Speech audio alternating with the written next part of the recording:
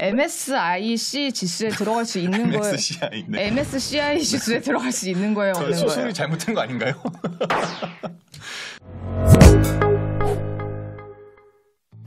벼랑간 주식 부동산으로 부자 되는 이야기 별주부전 얌미입니다. 벅샤입니다. 안녕하세요. 안녕하십니까. 옥체 보존하셨습니까? 요즘에 근데 그거 있잖아. MSCI인가? MCSI인가? MSCI 지수라고 MSCI. 있습니다. 근데 우리나라도 그렇고 에코프로가 거기에 편입된다는 소식이 네네. 있어가지고 요즘 또 막 늘뛰기 그래서 늘뛰기를 하고 가지고 있던데. 와봤습니다. 한번 우리가 어떤 지수를 사든지 간에 묻지도 어쨌든 이런 지수에 편입이 되는 종목은 묻지도 따지지도 않고 사주는 사람들이 있기 때문입니다. 이거 그렇게 하면 안 되잖아. 묻지도 따지지도 말고 이거 해야지. 묻지도 따지지도 말고. 네, 죄송합니다. 어떻게 갈 수가 없네. 근데 어쨌든 이게 우리가 차익거래라고 하는 그런 것 중에 하나인데요. 먼저 우리가 인덱스 펀드와 액티브 펀드의 이 차이를 조금 알아야 되겠습니다. 알려주세요. 네. 보통 패시브 펀드라고도 부르는 이 인덱스 펀드가 있는데 이 인덱스 펀드는 말 그대로 이 인덱스가 지수잖아요. 네, 지수꽃. 네. 제가 아이돌도 잘 몰라서 죄송합니다. 예, 죄송합니다. 네, 이게 어쨌든 이 지수가 있기 때문에 이 지수를 추종하는 펀드다 이런 뜻으로 이해를 하시면 될 것 같고요. 네. 그래서 보통 지수가 코스피 200, 뭐 미국 같은 경우는 S&P 500, 나스닥 이런 지수들이 있고 우리가 보통 ETF로 접근하기가 쉽기 때문에 ETF로 예를 들어 보면 코스피 200을 추종하는 이 ETF가 코덱스 200이 대표적으로 있고 뭐 S&P 500 같은 경우는 SPY, 스파이. 그리고 나스닥 같은 경우는 QQQ 이런 것들이 이렇게 지수를 추종하는 인덱스 펀드다 이렇게 이해를 하시면 될 것 같고요. 예. 그리고 액티브 펀드는 아주 유명하신 분이죠. 돈나무 누나인데 이렇게 내가 이런 펀드 매니저가 하고 싶은 대로 어떤 투자 철학에 따라서 나는 이렇게 투자를 하겠다 이런 것들을 알려주고 실제로 그런 것들을 투자를 하는 것들을 보통 이제 액티브 펀드라고 이야기를 합니다. 그래서 아크 이 펀드가 유명했죠. 아크? 네. 이게 이 돈나무 누나가 유명해진 계기가 이 테슬라를 존버해서 굉장히 유명해져서 테슬라로 이 아크 펀드가 굉장히 주가가 많이 뛰면서 사람들이 돈나무 언니한테 돈 많이 열렸어요? 네, 그래서 이 분이 캐시우드거든요, 원래 이름이. 아, 좋겠다. 이렇게 쓰면 안 되겠군요. 캐우가 이상하네요.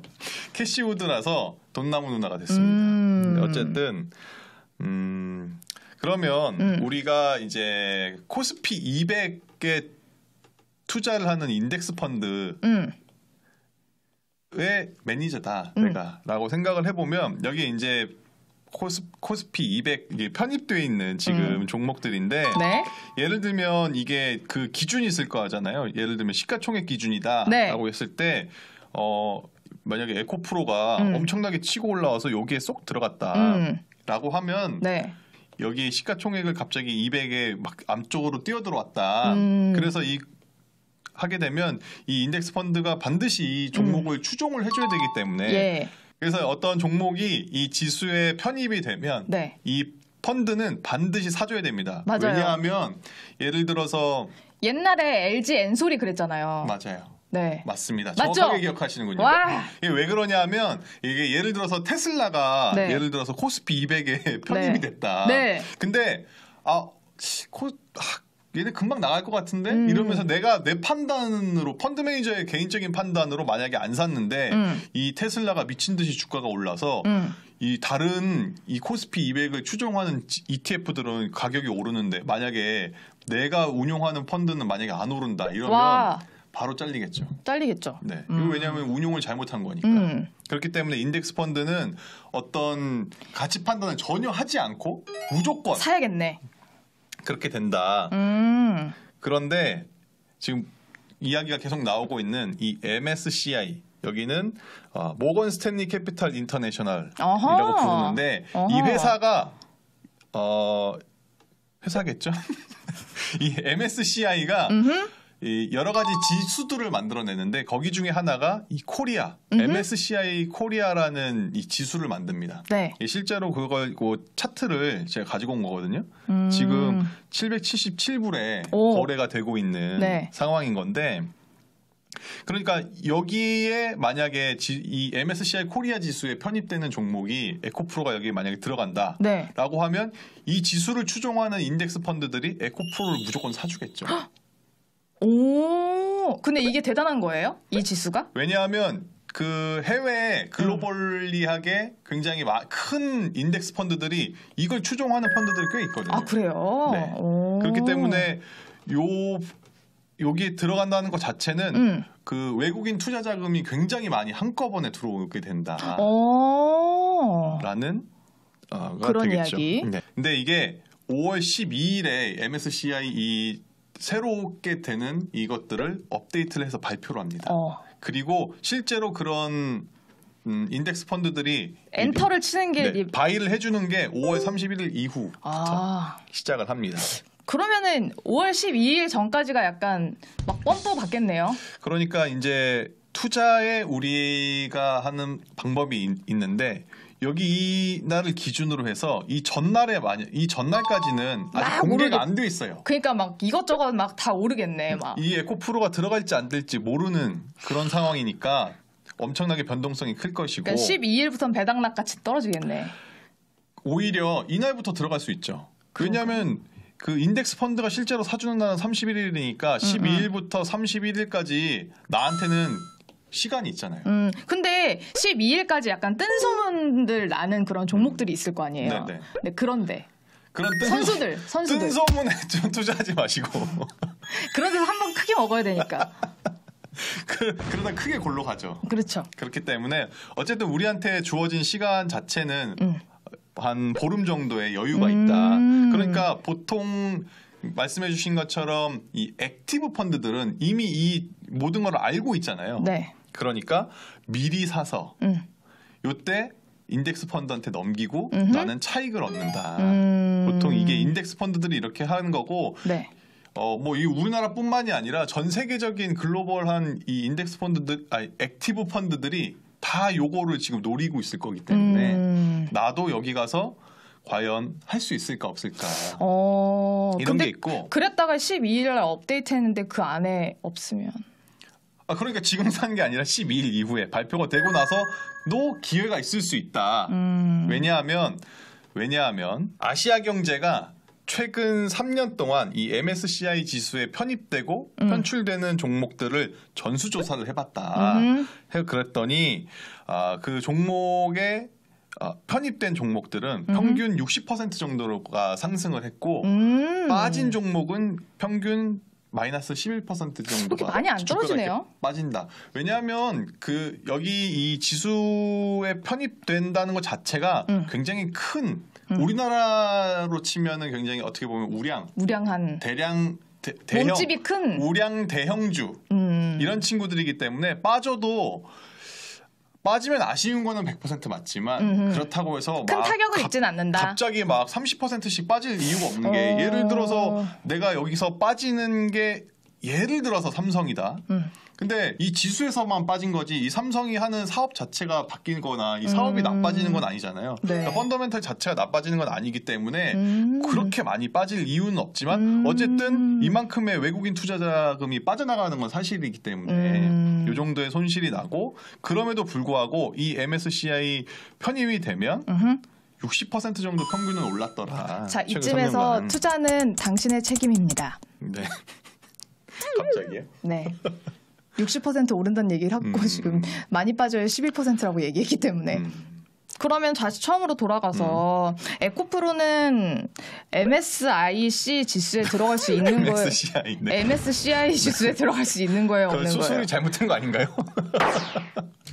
네, 그래서 에코프로가 이게 들어갈 수 있느냐 없느냐를 보고 있는데 지금 몇 가지 조건이 있습니다. 그런데 지금 시총 기준으로 봤을 때는 이미 이 기준을 만족하고는 있지만 문제가 뭐냐면 너무 그동안 가격 변동이 크다. 이게 또 너무 막 들락날락하면은 안정성 문제가 있구나. 예. 그러니까 왜냐하면 이게 이 MSCI가 심사를 하는데 어떤 식으로 진행하냐면 심사 기준일이 17일부터 28일입니다. 근데 여기서 랜덤하게 하루를 골라서 그날의 어떤 이 평가를 하게 변동폭 이런 것들을 조건들을 평가를 하게 되는 건데 여기서 지금 문제가 된 거는 가격 변동폭인데 왜냐하면 지금 기준일인 17일부터 보면 17일이 61만 7천 원, 18일이 65만 6천 원, 뭐 19일 61만 6천 원, 20일 60만 9천 원, 21일 57만 4천 원,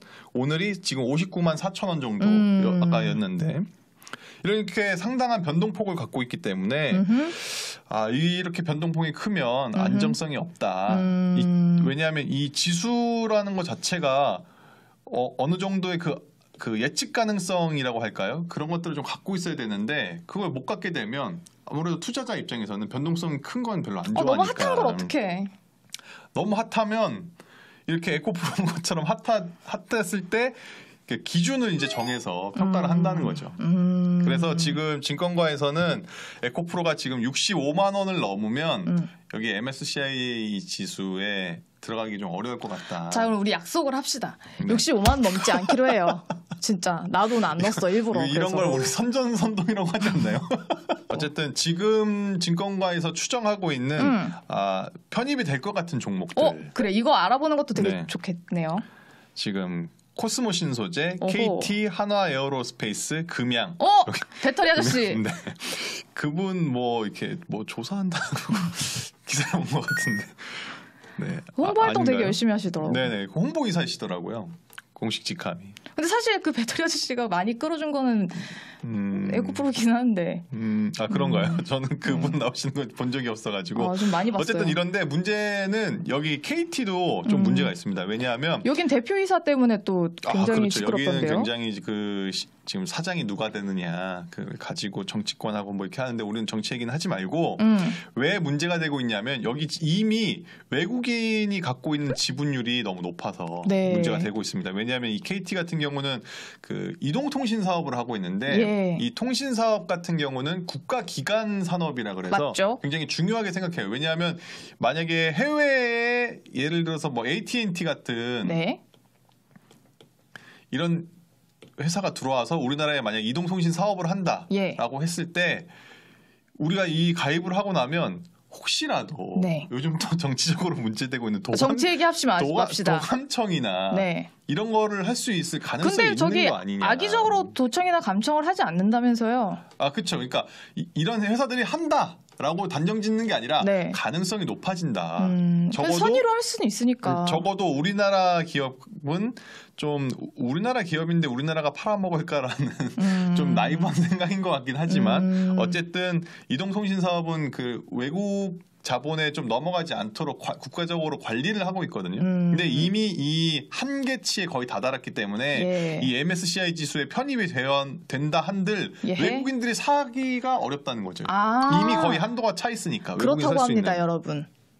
그렇게 지금 이야기가 나오고 있고. 에어로스페이스는 무기 쪽이죠? 여기가 이제 그 한화가 우리 또 방산의 한화가 되고 있기 때문에 에어로스페이스가 제가 알기로는 이 그 비행 쪽 관련된 방산업도 하긴 하는데 원래 이제 오피셜하게는 아마 이쪽에서 그 비행기 엔진 같은 거 이렇게 받아가지고 부품 같은 거 만드는 그런 우리나라가 되게 운송업을 잘하네요.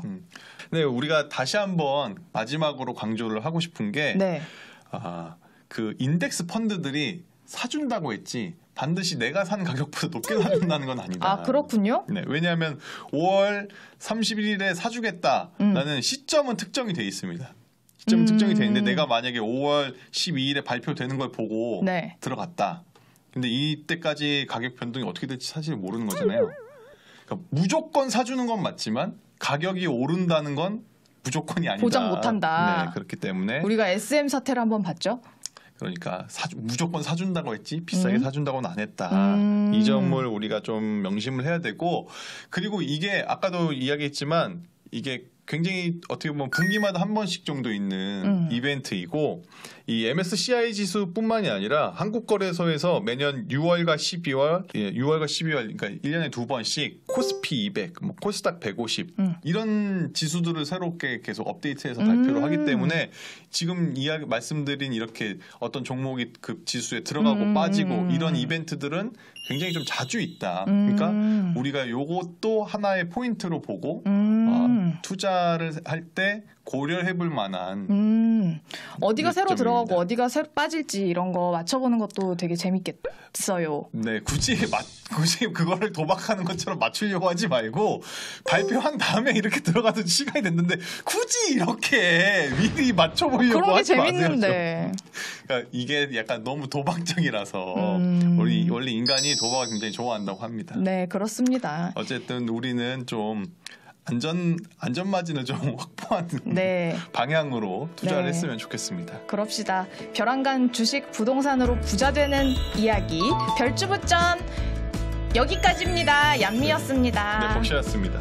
만수무강하시옵소서. 감사합니다.